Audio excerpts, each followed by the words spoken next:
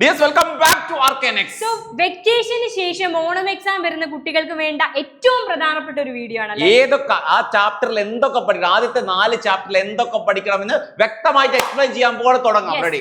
ആദ്യത്തെ chapter some basic concepts of chemistry ആണ്. അതിൽ ആദ്യം മോൾ കാൽക്കുലേഷൻ പഠിക്കണം അല്ലെ? ഏറ്റവും മോൾ കാൽക്കുലേഷൻ എപ്പോഴും ഒരു 1 മാർക്ക് അല്ലെങ്കിൽ 2 മാർക്ക് ക്വസ്റ്റ്യൻ ആയിരിക്കും. മോൾ കാൽക്കുലേഷൻ മാസ് തന്നിട്ടും വോളിയം തന്നിട്ടും നമ്പർ തന്നിട്ടും ഒക്കെ മോൾ കാൽക്കുലേറ്റ് ചെയ്യാൻ ചോദിക്കും.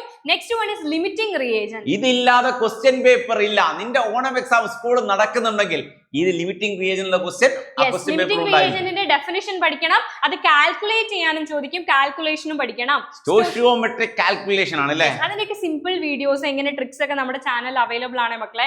Then empirical and molecular formula, അത് വെച്ചിട്ടുള്ള പ്രോബ്ലം മസ്റ്റ് ആയിട്ടും ചോദിക്കും. എംപിരിക്കൽ ഫോർമുല കണ്ടുപിടിക്കാൻ എംപിരിക്കൽ ഫോർമുലയും മോളിക്കുലർ ഫോർമുലയും ഡിഫറൻഷിയേറ്റ് ചെയ്യാൻ ചോദിക്കാറുണ്ട് അല്ലേ? യെസ്. മൊളാരിറ്റിയുമായിട്ട് ബന്ധപ്പെട്ട മൊളാരിറ്റിയും ഒക്കെ ആയിട്ട് ബന്ധപ്പെട്ട ന്യൂമറിക്കൽസ്, അതും എൻസിആർടിയിൽ സോൾവ് ചെയ്തിട്ടൊക്കെ ഇട്ടിരിക്കുന്ന ന്യൂമറിക്കൽസ് അതേപോലെ ചോദിക്കാം. ഒരു 2 വർഷമായിട്ട് ആ എൻസിആർടിയിലെ പ്രോബ്ലം തന്നെയാണ് ചോദിക്കാറ്. എൻസിആർടിയിൽ എന്താണോ സോൾവ് ചെയ്തിട്ടത് ആ സോൾവ്ഡ് പ്രോബ്ലം ആണ് മൊളാരിറ്റി.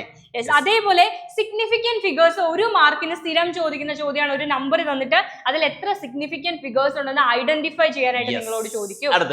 ഇതൊക്കെയാണ് വളരെ ഇമ്പോർട്ടന്റ് ആയിട്ടുള്ള ഫസ്റ്റ് ചാപ്റ്ററിലെ അല്ലെ? Structure of atom, charge and mass of electron, proton, neutron അങ്ങ് പഠിച്ചേക്ക്. Charge, mass of electron, proton, neutron അങ്ങ് പഠിച്ചേക്ക്. ഓരോ മോഡൽസും വളരെ ഇമ്പോർട്ടന്റ് ആണ് അല്ലെ?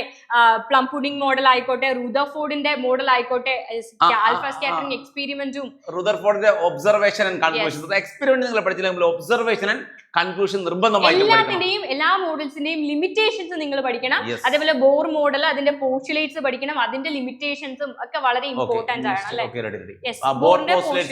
ബോറിന്റെ പോസ്റ്റുലേറ്റ്സ് പഠിക്കണം. Hydrogen spectrum, Rydberg formula.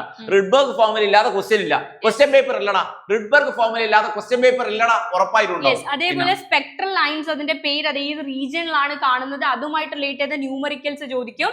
D Broglie wave length, lambda = h/mv വെച്ചിട്ടുള്ള പ്രോബ്ലംസ് സ്ഥിരം എക്സാമിന് ചോദിക്കുന്നതാണ്. ഹൈസൻബർഗ് അൺസർട്ടനിറ്റി പ്രിൻസിപ്പിൾ സ്റ്റേറ്റ് ചെയ്യാൻ ചോദിക്കാറുണ്ട്. സ്റ്റേറ്റ് ചെയ്യാൻ ചോദിക്കാറുണ്ട്. ഒരു ന്യൂമറിക്കൽസും അതിൽ നിന്ന് സ്ഥിരമായിട്ട് ചോദിക്കാറുണ്ട്. അതേപോലെ ക്വാണ്ടം നമ്പേഴ്സ് ഏറ്റവും ഇമ്പോർട്ടന്റ് ആയിട്ടുള്ള ടോപ്പിക് ആണ്.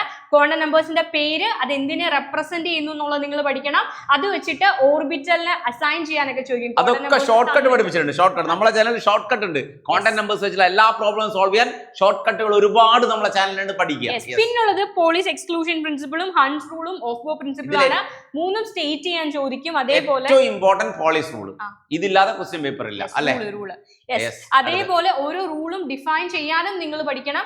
അത് വെച്ചിട്ട് അപ്ലിക്കേഷൻ ലെവൽ ക്വസ്റ്റ്യൻസും ചോദിക്കാറുണ്ട്. അടുത്ത chapter classification of elements. Easy ആയിട്ട് മാർക്ക് വാങ്ങാൻ പറ്റുന്ന, നിങ്ങൾ ഒരുപാട് പഠിച്ചാലേ സ്ട്രക്ചർ ഓഫ് ആറ്റത്തിൽ ആ മാർക്ക് കിട്ടുള്ളൂ. വളരെ കുറഞ്ഞ സമയം കൊണ്ട് ഫുൾ മാർക്ക്, അതേ സ്ട്രക്ചർ ഓഫ് ആറ്റത്തിലെ ഓൾമോസ്റ്റ് അതേ മാർക്ക് സ്കോർ ചെയ്യാൻ പറ്റുന്ന ചാപ്റ്റർ ആണ് ക്ലാസിഫിക്കേഷൻ. അതിൽ ആകെ പീരിയോഡിക് ടേബിളിന്റെ ഹിസ്റ്ററി പഠിക്കണം. ആൻഡ് അതിനുശേഷം മോഡേൺ പീരിയോഡിക് ലോയും മെന്റലീവിന്റെ പീരിയോഡിക് ലോയും ഒക്കെ 1 മാർക്കിനും 2 മാർക്കിനും എപ്പോഴും ചോദിക്കും. ദെൻ പീരിയോഡിക് ട്രെൻഡ്സ് ആണ് വരുന്നത്. Ionisation enthalpy, atomic and ionic radii, electron negativity, electron gain enthalpy, അത്രയുമാണ് വരുന്നത്. അതിൽ ഇലക്ട്രോൺ ഗെയിൻ എൻതാൽപ്പിയിലൊക്കെ സ്ഥിരം ചോദിക്കുന്ന ക്വസ്റ്റ്യൻ ഉണ്ട്. ഫ്ലൂറിന്റെയും ക്ലോറിന്റെയും കമ്പാരിസൺ ഒക്കെ എല്ലാ ക്വസ്റ്റ്യൻ പേപ്പറിലും എല്ലാ വർഷത്തിലും. പക്ഷേ ഈ ചാപ്റ്റർ പഠിക്കാൻ ഏറ്റവും നല്ലത് PYQ തന്നെയാണ്.